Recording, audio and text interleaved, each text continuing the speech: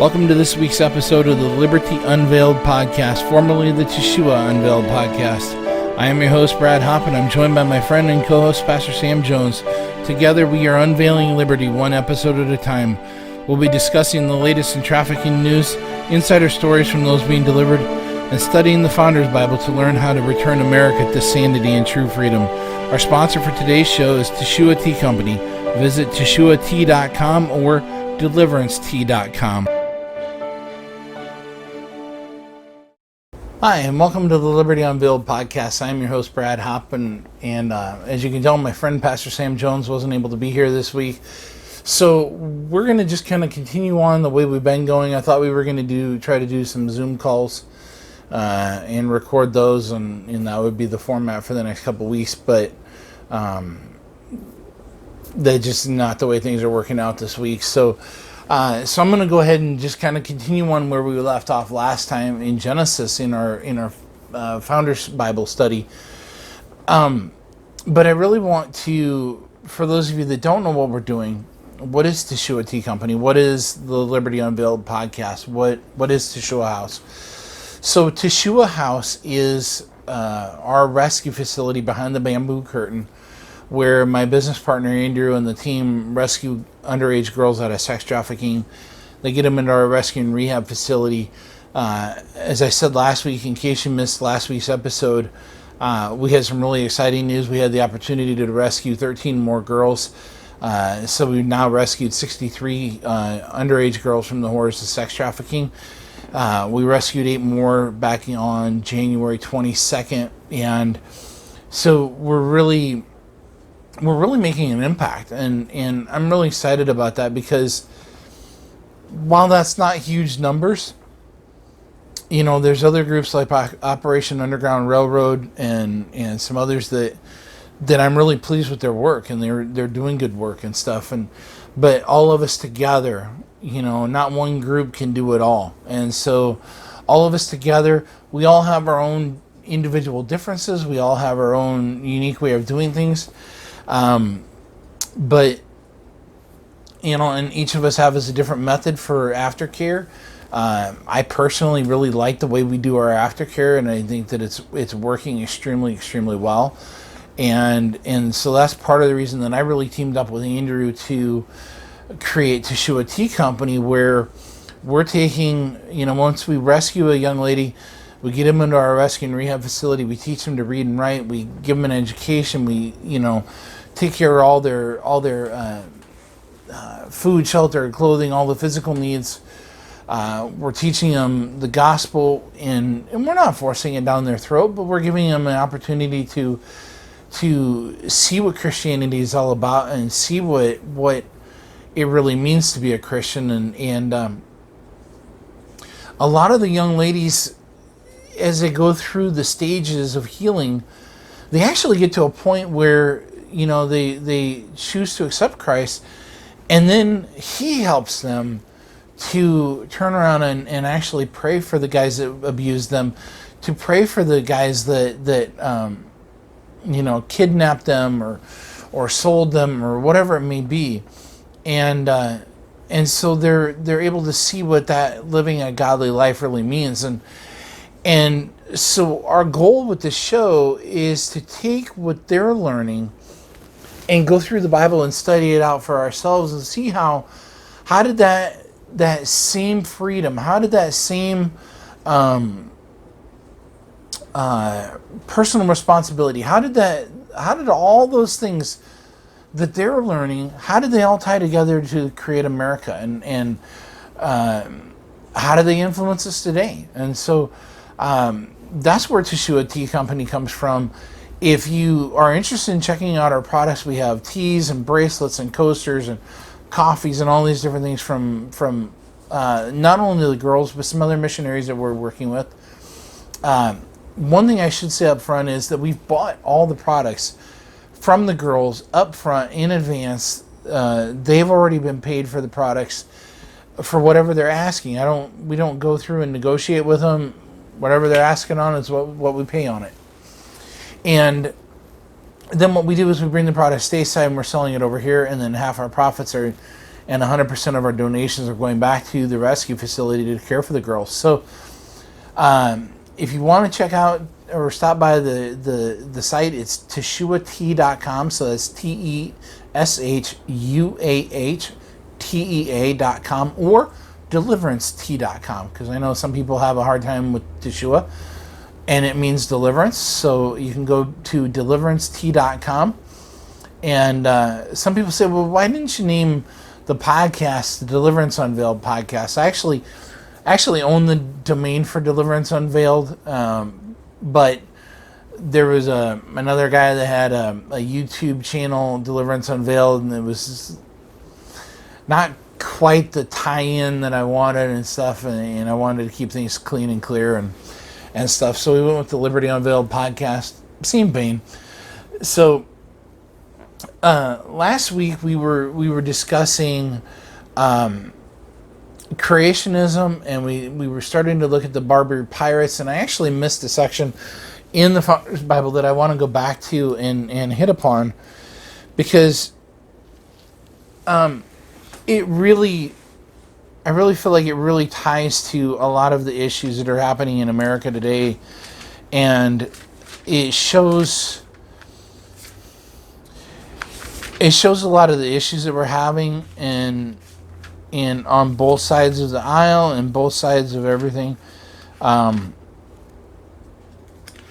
So let's just get in here. So, walking with God, a godly legacy for posterity. Genesis 5:18-24 records a brief but succinct record of the life of Enoch, a man who never experienced a physical death, but rather was translated to be with God. Hebrews 11:5 explains of him, by faith Enoch was taken up so that he would not see death. For he obtained the witness that before he was taken up, he was pleasing to God. Although the account of Enoch is short, it nevertheless provides us with spiritually profound insights to serve as a pattern for Christianity or for Christians today. In fact, it is exactly because he was such an excellent model for believers that he appears in Hebrews 11, our faith hall of fame, filled with great biblical heroes specifically held forth for Christian emulation. What did he do that was so commendable? He walked with God. Simple yet profound. Enoch's life was fixed and rooted in a relationship with God. Founding father Benjamin Rush found Enoch to be a compelling example for his own personal imitation. After signing the Declaration of Independence, Rush found himself the object of praise from many American patriots for his bold act of leadership. But such public acclaim was not important to him. He told his beloved wife Julia, "I should be better satisfied if the same could be said of me as was said of the prophet of old, that I walked in the fear of the Lord, and begat sons and daughters, than if it were inscribed upon my tombstone, that I governed the councils or commanded the armies of the whole continent of America." Dr. Rush and Julia eventually had 13 children, of whom 9 lived to adulthood. And although Dr. Rush rose to great heights of achievement in many fields and received much national fame, John Adams described him as one of America's 3 most notable founding fathers, ranking him alongside George Washington and Benjamin Franklin. He remained humble and unaffected. 3 simple points from Enoch's life had formed a model for his own, and should still be the standard for us today. Walk with God. Number 2, raise a godly family, and you too can know, number 3, that you are pleasing to God. And, we have had so many families and so many parents over the years that have not done that and not thought generationally and not instructed their children in the ways that they should go so that when they're old, they won't depart from it, and that have not disciplined their children in the way that they should be disciplined. They took the Dr. Spock school of discipline, and which is really sad, because Dr. Spock is just a wreck of a man, and his children were wrecks. And because he was held up to a prominent place in the 70s and 80s and 90s, and people listened to his way of disciplining, and the friend idea first. I should be your child. You should be your child's friend. You're now seeing the generational results of that, and that's what's going on in America. We have a generation of children that were either fatherless through divorce and such, or that were never disciplined properly, trained properly. You know, I remember as a 16-year-old kid, you know, I don't remember what I said, but I mouthed off. I said something stupid. And like I said, that was 32 years ago, so it's kind of off into the ether of time. But I had mouthed off to my dad one day, and I don't know, like I said, I don't remember what I said, but I was mouthy, had an attitude. And my dad's hands were bigger than mine. He was smaller than me, which was really interesting. I never, in fact, this is a little side note. When my dad passed away in 2003 from cancer, he was a dairy farmer for all of his life, or pretty much all of his life, and when he passed away, you know, Mom had us boys see if there was any of his clothes that we wanted or whatever, and for work or whatnot, and all three of us boys, or all four of us boys, looked at each other and we went, I know Dad was bigger than this. What do you mean he was smaller than all of us, pretty much? And we're like, I know he was bigger than this. And but anyway, my dad's hands were bigger than mine, and that big old right hand came around on my backside, and like I said, I don't remember what I did, or what I said, but I remember and shape up and toe the line. And you know what? That was good for me. And it taught me to respect my dad, and it taught me to just put your head down, do what you need to do, stop belly aching and complaining about it, and just move on. And what you're seeing in this time period right now is you're seeing a whole generation of fatherlessness. And you know, my wife, her mother has been divorced several times, and is now remarried, and stuff, and you know, while we can't go back and change history, you know, I still see the results of it. I still see the effects of it, and I'm not, you know, whatever, it is what it is. We move on, we deal with it, and we move on. But you're seeing a generation that is exemplifying all of the characteristics of fatherlessness. And it's because fathers haven't stepped up and taken responsibility and taken care of and really guided their families the way they should have. And we saw that last time where we were talking about Abraham and how he listened to Sarah, and she said, take Hagar, my servant lady, or my handmaid, as your concubine, basically, and she will raise up a son, or she'll raise up a child for me, and it'll be my child, but she'll give birth to it, and twisted thinking. And then we saw how Hagar, after she was pregnant and Sarah got jealous, then she left, and God said, you know, go back, and so she did go back for a while, but then there was conflict between Isaac and Ishmael, and Ishmael was being mean to Isaac, and so on and so forth. And finally Abraham had to say, you know what, enough's enough. Hagar, you need to take Isaac, and you need to leave. And so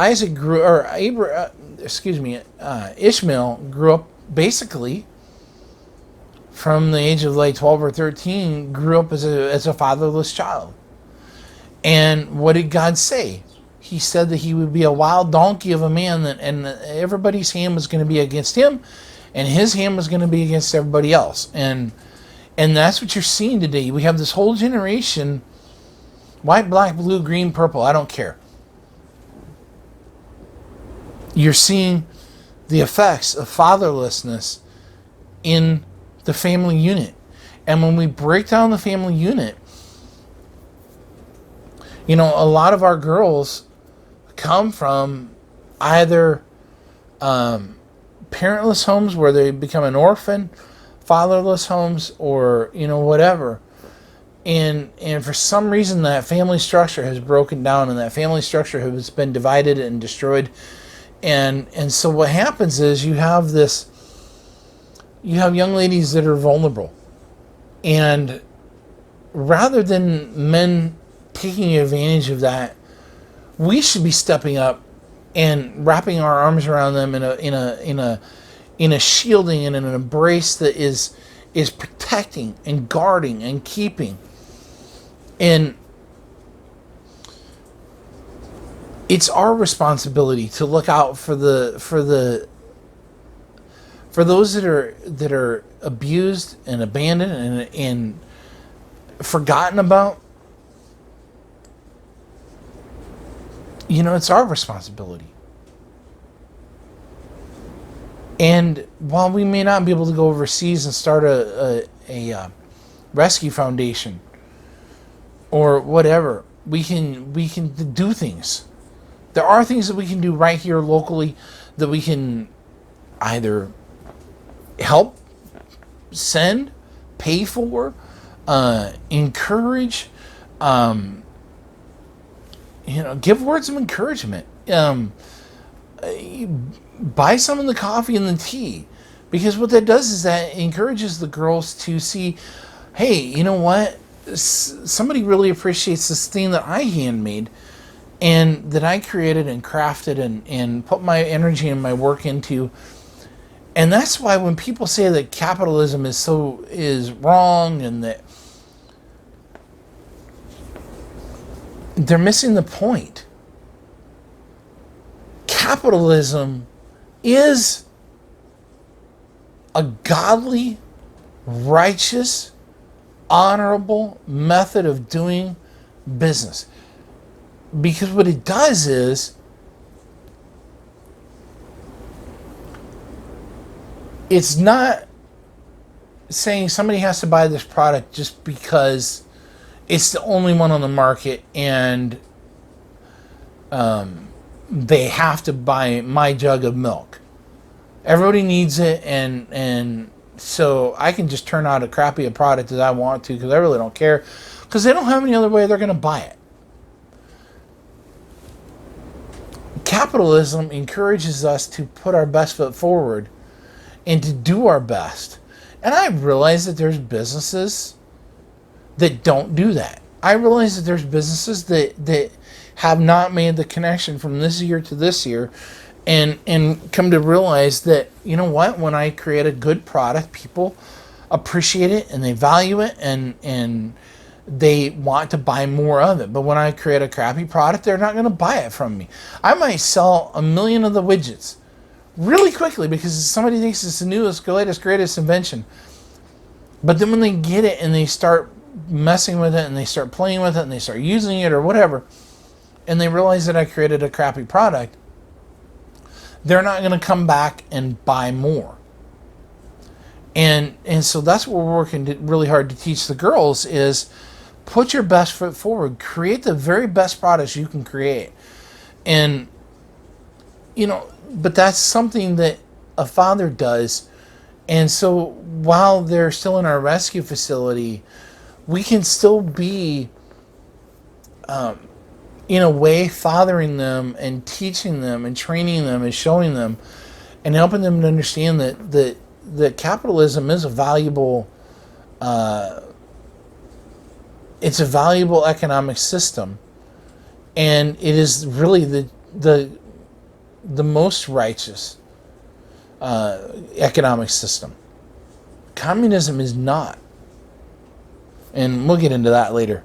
But I want to head into the reading here. So, Jamestown, planting the seeds of a great nation.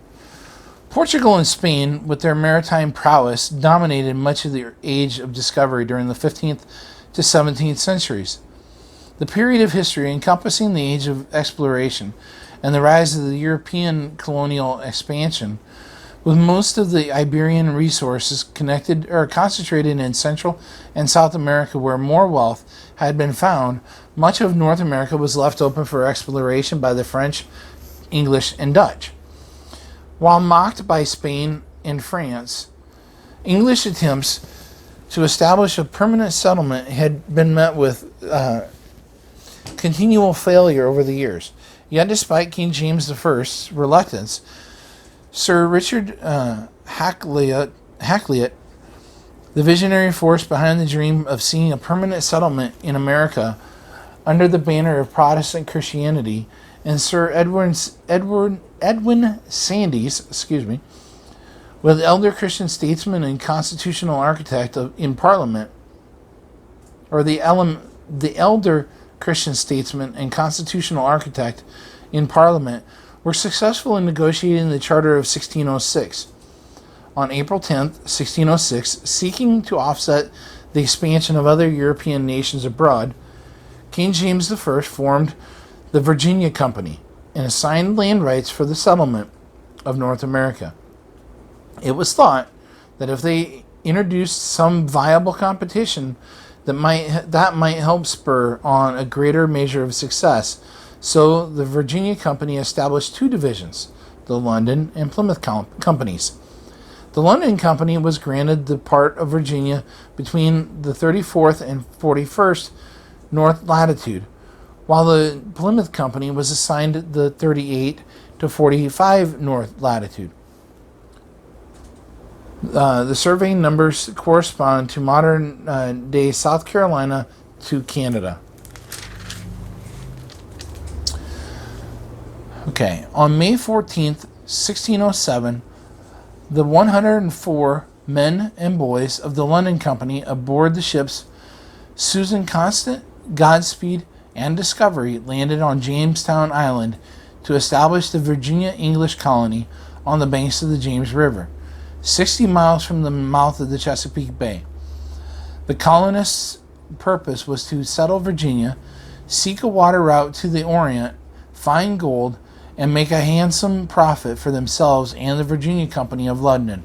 Promoters had advertised that the Virginia colony was a paradise inhabited by simple, friendly people, which certainly did not prove to be the case. While London Company's settlement at Jamestown became the first permanent English colony in North America, the Plymouth Company landed in present-day Maine a few days later in May 1607 and established the Popham Colony, which failed after 13 months, and the surviving colonists returned to England. This kept the Plymouth Company from settling in New England until the Pilgrims arrived. Both the Jamestown Colony and the Plymouth Colony of Pilgrims embraced different roles in birthing the national character of the United States. The Charter of 1606, a most unique charter for colonization. For those venturing out, the charter was everything. It gave the colony its legal right to exist. It was the basis of their authority, their grant of permission, delineating the powers of governance of the land to the proprietors or the settlement company. It defined the leadership of the colony to the mother country, free from involvement from the crown. For trading companies, charters vested the powers of government in the company in England, but proprietary I can't pronounce that. Proprietary charters gave governing authority to the proprietor, who determined the form of government, chose the officers, and made laws, subject to the advice and consent of the freemen. The charter also defined the colony's mission and stated purpose for the reason for such an undertaking. So in other words, if they were a trading company, those trading companies were set up and they had vested powers of the government, but the vested powers of the government were vested with the company in England. But the proprietary charters had the governing authority given to the proprietor, and he determined the form of government, chose the officers, made the laws. So Jamestown, our national mission. The Charter of 1606, finalized with the seal of King James I, was the legal proclamation of both the mission and the purpose for both the Jamestown and the Plymouth Company settlements. Its main stated purpose was, we greatly commending and graciously accepting of their desires for the furtherance of so noble a work, which may be the providence of Almighty God, hereafter tend to the glory of His divine majesty, in propagating the Christian religion, or in propagating of Christian religion to such people as yet live in darkness and miserable ignorance of the true knowledge and worship of God, and may in time bring the infidels and savages living in those parts to human civility and to a settled and quiet government. Do by these letters, patents, graciously accept of and agree to their humble and well-intended desires. This endeavor was for the express purpose of propagating the Christian religion. Accordingly, when the first colonists landed in Virginia, or in Virginia Beach, and planted a wooden cross on the sand, Pastor Robert Hunt, the chaplain of Jamestown, knelt upon the cross and offered a prayer of dedication. We do hereby dedicate this land and ourselves to reach the people within these shores with the gospel of Jesus Christ, and to raise up godly generations after us, and with these generations take the kingdom of God to all the earth. May this covenant of dedication remain to all generations, as long as this earth remains, and may this land, along with England, be evangelist to the world. And America has done that. His prayer, in keeping with the Charter's missions, was not just for Jamestown, but also spoke for our future nation as a whole. To ignore this proclamation or proclaimed national Christian mission as a fact of history is like trying to sail a ship without a rudder. Though many of the colonists of Jamestown did not live up to this kingdom standard, our nation was established in the shadow of the cross of Christ's kingdom and became the most evangelistic nation in the world. And I want to deal with something because, real quickly here, because we're talking about the missions to the natives, the Native Americans of America, and the tribes of America, the Native Americans. And, a lot of times people want to say, well, Christianity is a white man's religion. It's not true. It's not true. Jesus was not white. Jesus was olive skin. And one of the very first,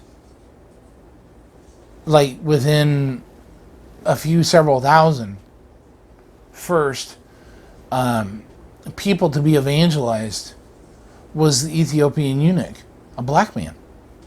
And he took Christianity to Ethiopia and shared the gospel. And Ethiopia became a Christian nation.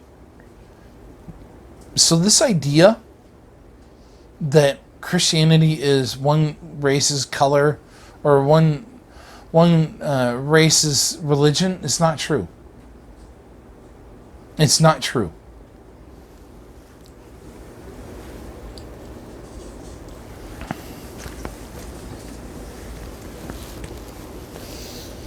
Jamestown, our national law. As every charter is incomplete without its corresponding bylaws, which is as astounding to that, or what is astounding is that contained within this original document are the seeds of much of our Christian common law. As founder and Supreme Court Justice Joseph Story has noted, our ancestors brought with them its common law, general principles, and claimed it as their birthright. But they brought with them and adopted only that portion which was applicable to their situation. In particular, in the 15th paragraph of the Charter of 1606, they brought with them the seeds of self-governance. In all other European settlements, such as under the monarchies of France, Spain, and Portugal, the authority remained invested in the crown, and every chartered right in the settlements was government granted, thus limiting and potentially eliminating the possibility of self-governing colonies.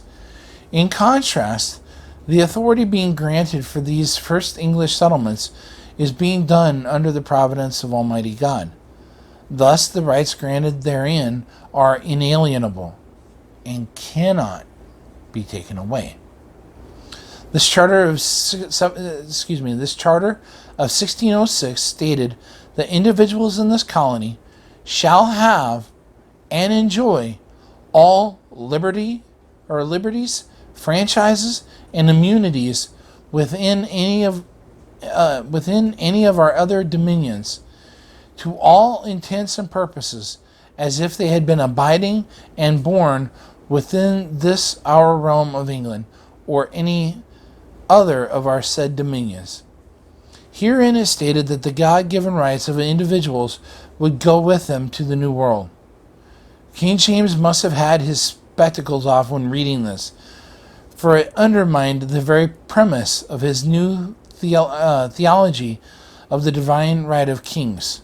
Not only did it grant rights to the individuals of the colonies, but it established the origin of those rights as coming from God, not King James.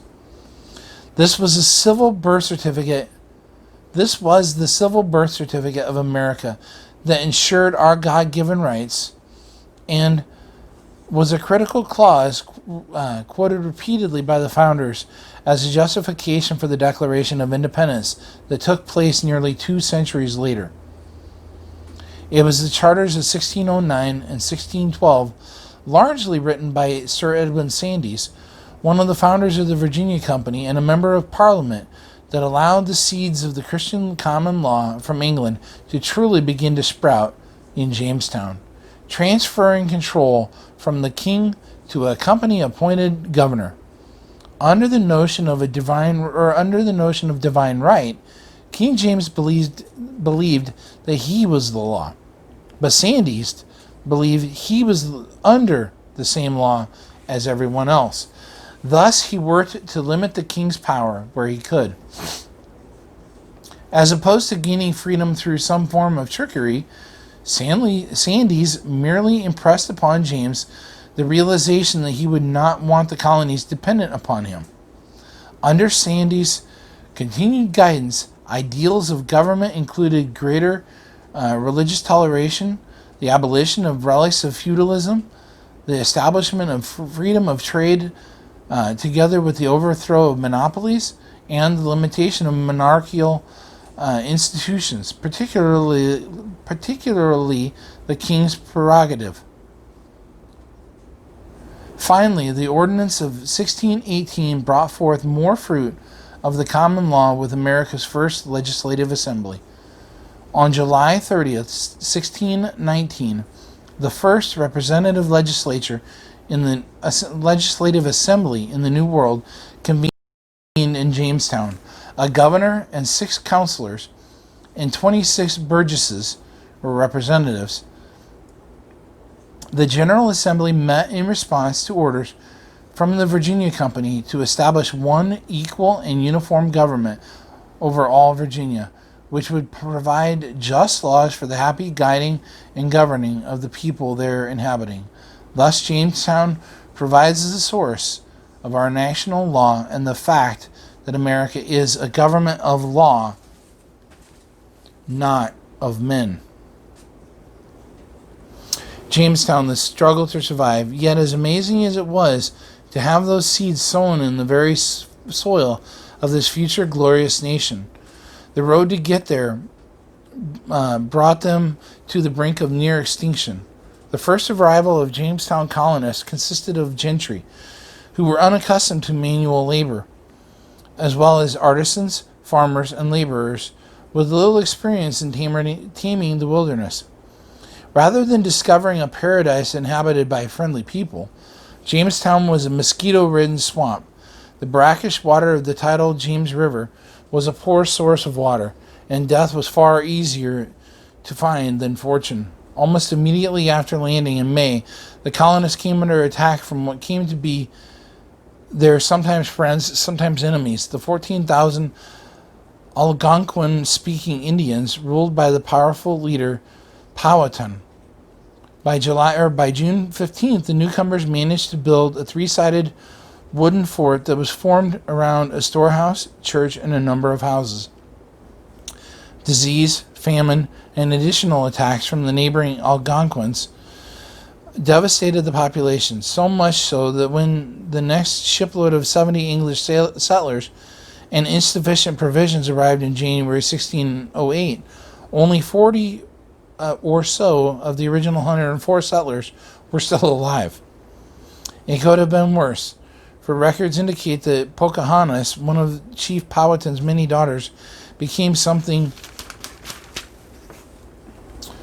of an emissary to the colonists. Following an almost complete destruction of the fort by a fire in January 1608, Pocahontas brought food and clothing to the starving colonists. The fame of Pocahontas has been largely tied to the story of her saving Captain John Smith after he was captured and taken prisoner to her chieftain father in December 1607. Although he feared for his life, Smith was eventually released, and many years later he attributed his saving to Pocahontas, whom he stated threw herself across his body at the minute of my execution. She hazarded the beating out of her own brains to save mine. And not only that, but so prevailed with her father that I was safely conducted to Jamestown. For numerous reasons, historians have sharply divided over whether this actually happened, as he described it.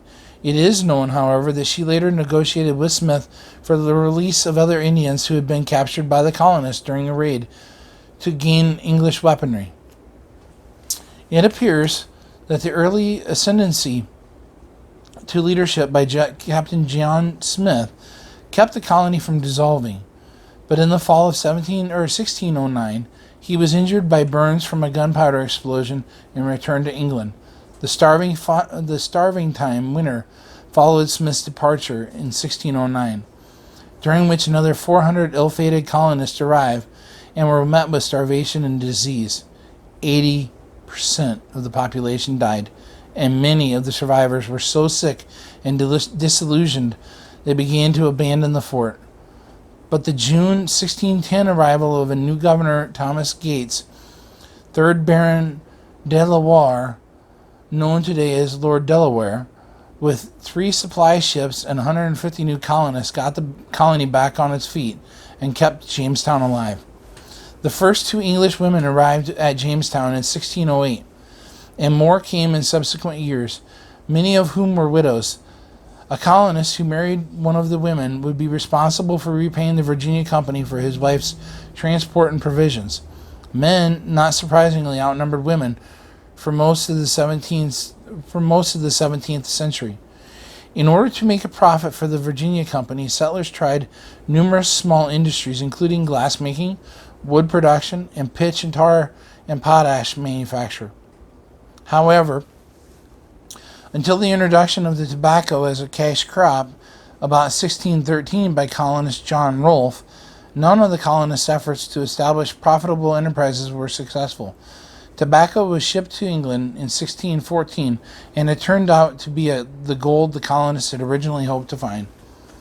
By 1619, 10 tons of tobacco were sent to Europe, and within 2 decades, 750 tons had been exported, which stimulated the rapid growth of the Virginia colony, with colonists arriving by the thousands.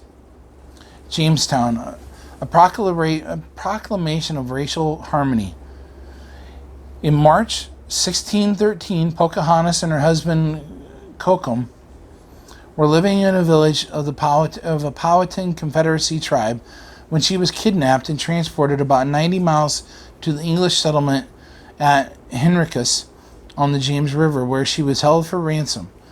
By Powhatan custom, her marriage ended when she was captured. There, Pocahontas converted to Christianity and took the name of Rebecca, under the instruction of Reverend Alexander Whitaker, who had arrived in Jamestown in 1611. She married John Rolfe, who had lost his first wife and child during the journey from England several years earlier, and the marriage served to greatly improve relations between the Virginia Indians and the colonists for several years. However, when the couple took their new son on a public relations trip to England in 1616 to help raise more investment money for the Virginia Company, she became ill and died just as they were leaving to return to Virginia. Not surprisingly, the marriage of John Rolfe and Pocahontas brought to bear a number of questions. Should an Englishman marry an Indian? Are interracial marriages acceptable in the sight of God? Rarely is it noted that in addition to Pocahontas being the first native to convert to Christianity as fulfillment of our national mission in bringing the gospel to these shores, her marriage to John Rolfe provides a model of racial equality and harmony. John Rolfe provided answers in a letter to Sir Thomas Dale.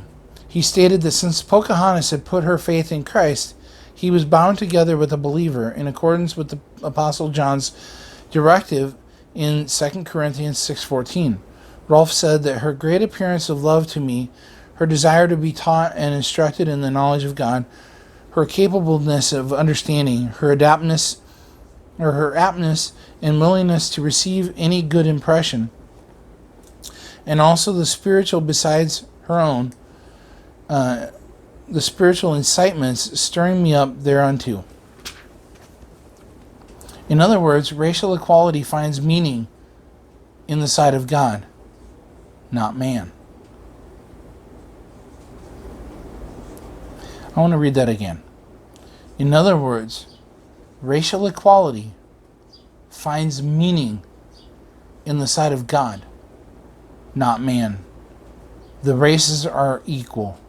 This national proclamation from Jamestown is the focus of a large mural of Pocahontas' baptism in the rotunda of the Capitol. Jamestown, the Bible in America. Beyond the seeds of God-given rights and self-government, a nation dedicated to God for the purpose of spreading the gospel of Jesus Christ to all the world, and the first glimmers that God had created all men equal, there remains one more significant ingredient: the Geneva Bible. It is likely that the Geneva Bible first came to Jamestown with Captain John Smith and Company in 1607. Reverend Alexander Whitaker, who came to the colony in 1611, used the Geneva Bible as documented in his surviving sermon text. As Providence would have it, on this distant shore, removed from the direct purview of the English crown, our first settlers were left to study the scriptures that contained the abundant commentary of the reformers who were beginning to question the role of the monarchy and its practices. One cannot minimize just how profound the combination of these elements was in shaping Jamestown and Virginia, our first colony. The Geneva Bible would be the foundation upon which our civilization was built, that led further and further away from the crown until one day liberty would be unleashed. Despite the success of tobacco exports, by 1621 the Virginia Company was severely in debt. In March 1622, the Algonquins attacked the plantations, killing over 300 of the settlers. Even though a last-minute warning spared Jamestown, the attack on the colony and mismanagement of the Virginia Company at home convinced the king that he should revoke the Virginia Company charter and its God-given rights. Virginia became a crown colony in 1624, administered by a governor appointed by the king, but it was too late. The seeds of the Christian common law, self-governance, and the spiritual liberty had already taken root, and would continue to grow until the nation's independence in 1776.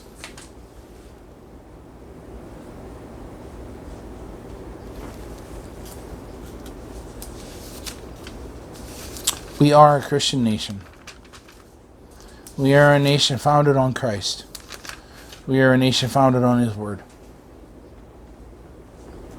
And no matter how many people want to try to hide it, these are the facts.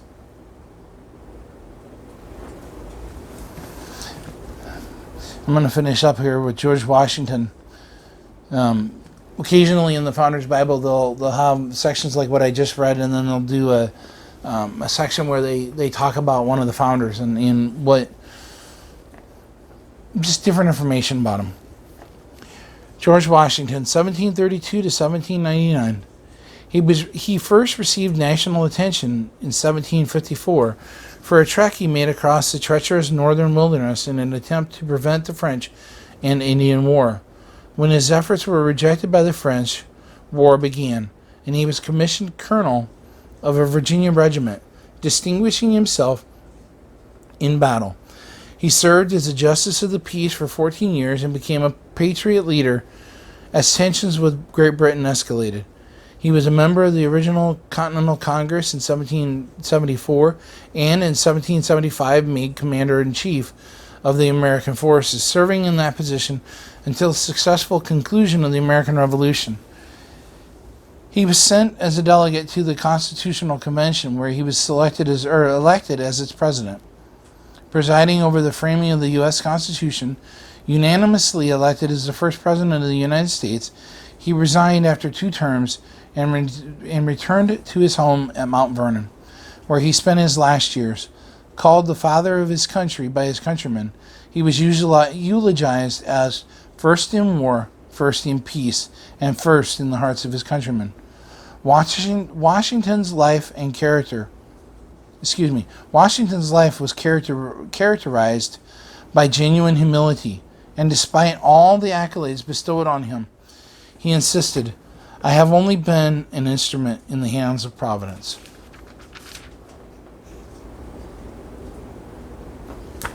I'm going to end there for now.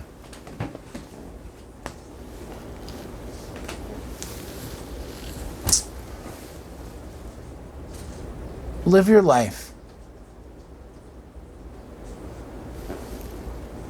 so that dash matters.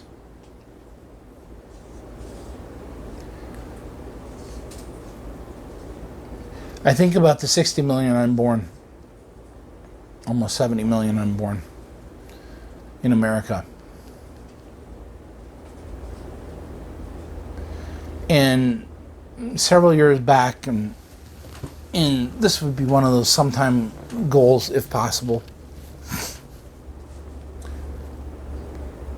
But I thought about it several years ago to create a monument to the unborn, to the aborted, because they never got their dash.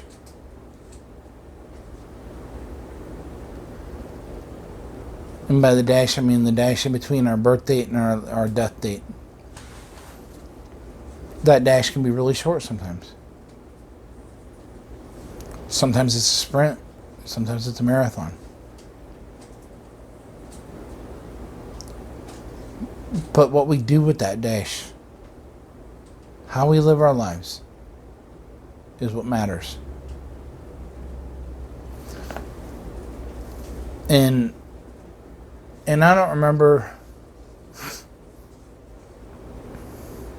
what the exact measurements were,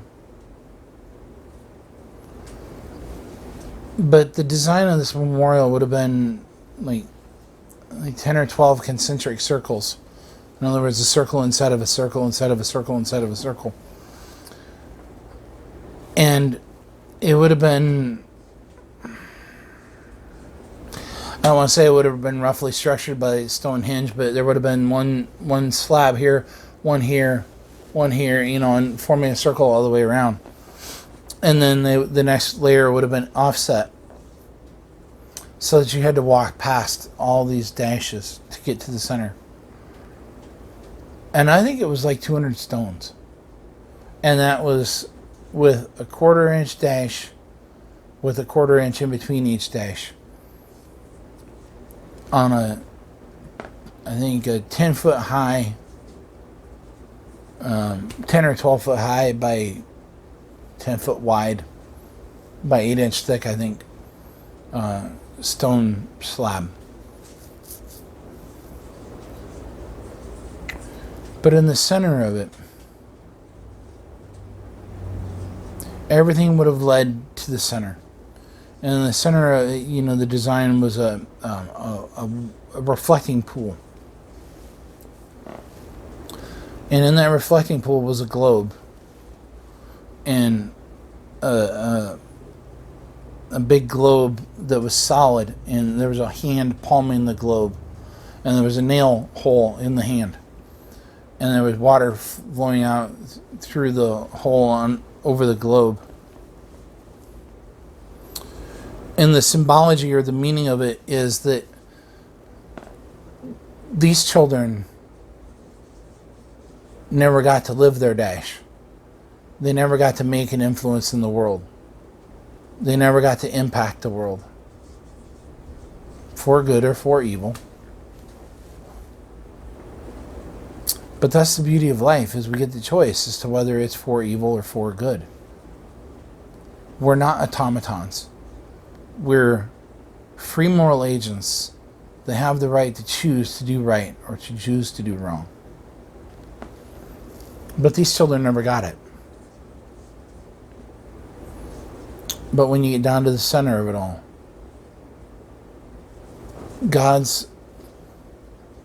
Jesus' blood poured out over the earth to wash away and to forgive and to heal and to restore.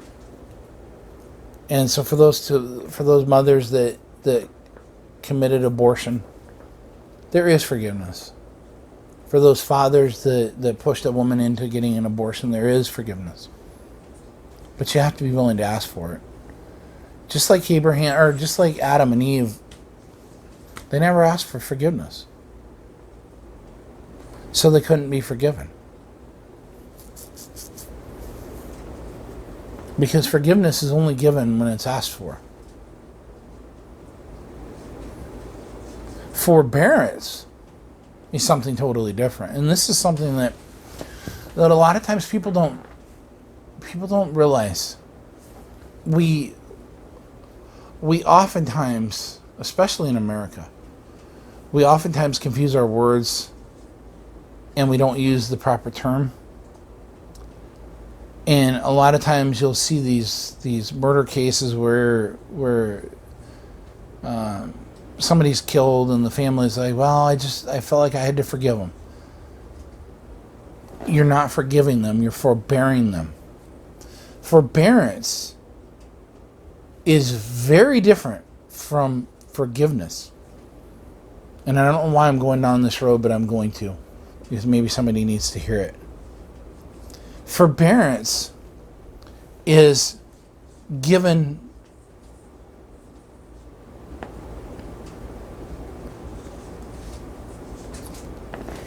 is something I do for somebody that has not asked for forgiveness, that has not repented. You know, the Bible talks about God is long-suffering. He forbears us.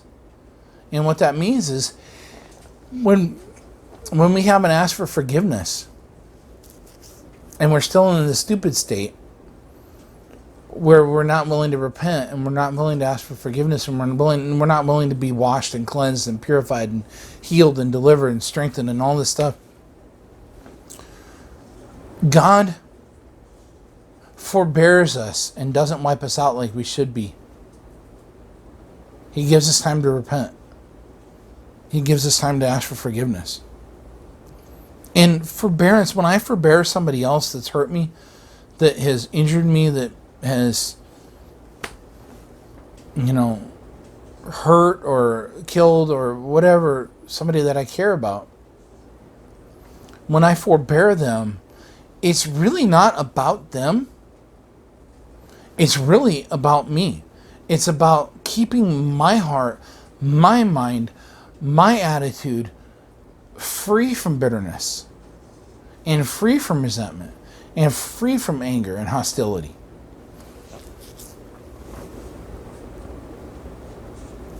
Free from all those things so that I can be walking in the deliverance that I need to walk in.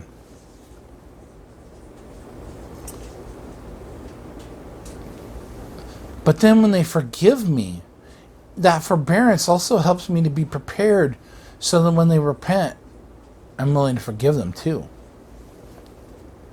You know, a friend of mine and I were talking the other day, and she's dealing with the situation with her daughter. They have an adopted son, and there were some issues with the adopted son, and so the biological daughter is resentful towards the adopted son, and resentful towards mom, because he really carried a spirit with him, because both his parents were in jail. His biological parents, the adopted son's biological parents, are both in jail for drugs and violence and abuse and you name it. It's just a whole litany of stuff. And then one time when he had to go do a family visit and then go see mom in jail, his auntie was in jail too. So, it's just a bad situation. And so he carried a spirit with him, and it was actually a demonic possession or oppression, and so he would act out very violently to the point where 10, 11, 12 years, 10, 11 years old, people couldn't control him. 8, 9, 10 years old, I should say. I think he's 10 now, and parents couldn't control him. They could not physically restrain him, and so the daughter is angry about it. And I shared with my friend the scripture about there's this king, and he has a servant who owes him about $10 million. A lot of money. And the servant comes before the king, or is brought before the king. And the king says, pay everything you owe, or I'm going to put you in jail. I'm going to sell your family. And that's going to be that until you've paid me every red cent you show me. And the servant grovels and begs and pleads, and I'm sorry, master. I'm sorry. I'll do what I can. I'll pay what I can. Please just forgive me. And so the king has mercy. The king forgives him. The king says, you know what? I'm going to wipe out your debt. I'm going to forgive it. I'm going to wipe it out. We're going to start over. We're going to start fresh. And it's going to be like you never owed me a thing. And so the servant goes out, and immediately he sees one of the servants that owes him $10. Not $10 million, $10. And he rakes this guy over the coals. Just rips him up one side and down the other. And just shreds him for not paying what he owes. And throws him in prison and says, you're going to pay, or you're going to stay there until you pay me everything you owe me. And so this other servant asks for mercy and stuff, and he's unwilling to do it. Even though he had just been forgiven $10 million, he's unwilling to forgive this guy $10. And so he has him thrown in jail. And the king hears about it. The other servants are sitting back going, wait a minute. You were just forgiven $10 million and you're not willing to forgive 10? Yeah, that's not right. We're going to tattle on you. And so they did. And the king heard about it, and he said, you wicked servant. You wicked and unrighteous servant. And he said, you're going to pay me everything you owe me. And throw him in jail. And take his family and throw them in there too until they pay me everything they owe me.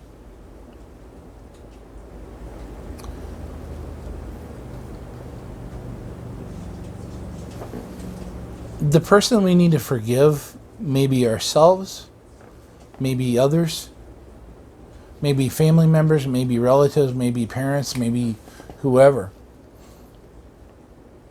And that's one of the lessons that the girls that we work with need to learn. And that's one lesson that people in America need to learn, is to forgive those around us.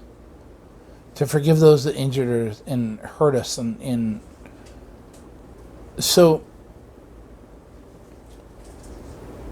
to forbear with them when they haven't repented, when they haven't said they're sorry. Forbearance keeps my heart right. And it keeps me free. And it allows me to, it allows me to go through life and be free of the hurt and to be free of the pain. So I encourage you to look and listen and see who you need to forgive, see who you need to forbear, and be like the girls and be willing to pray for them. Pray for those that despitefully use you. And go after God. And don't be unforgiving so that you can be forgiven. Be forgiving so that you can be forgiven. Anyway, so I'm going to wrap up there. Thank you very much for joining us for this show. I really appreciate it. As always, please like and subscribe and share, and it really does help us, and it means a lot to me. You know, we're starting to head over 200 downloads on the podcast side, not even on the YouTube side. So that really does mean a lot to me that you guys are taking the time to listen and to hopefully get something out of this. My goal is this isn't about me. I'm very much in the camp of Enoch and Dr. Benjamin Rush. You know, this isn't about me. I want the girls to be blessed. I want you to be blessed. I want to see what we can do together to make a difference in this world and to see the lost saved and brought into the kingdom. So anyway, please like and subscribe and share, and I love you all, and be blessed. Have a great day. Bye. You've been listening to the Liberty Unveiled podcast, setting captives free one episode at a time. The Liberty Unveiled podcast is a part of the Unresolved Podcast Network and has been brought to you by Teshuah Tea Company, TESHUAHTEA.com or DeliveranceTea.com.